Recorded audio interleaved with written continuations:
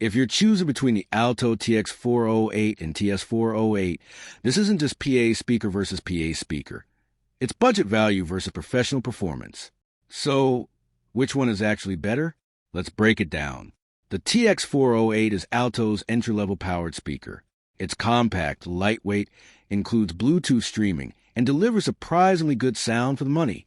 For rehearsals, small presentations, fitness classes, and casual events, it gets the job done without costing much. But here's the catch. Output is significantly lower than the Ts408. Its maximum SPL is rated at 114 dB, making it better suited to smaller spaces.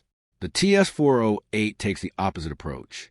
It adds much more power, higher output capability, advanced DSP processing, app control, custom EQ settings, and a more robust driver design. It's designed for DJs, live musicians, and professional events where volume and flexibility matter. The biggest advantage is headroom.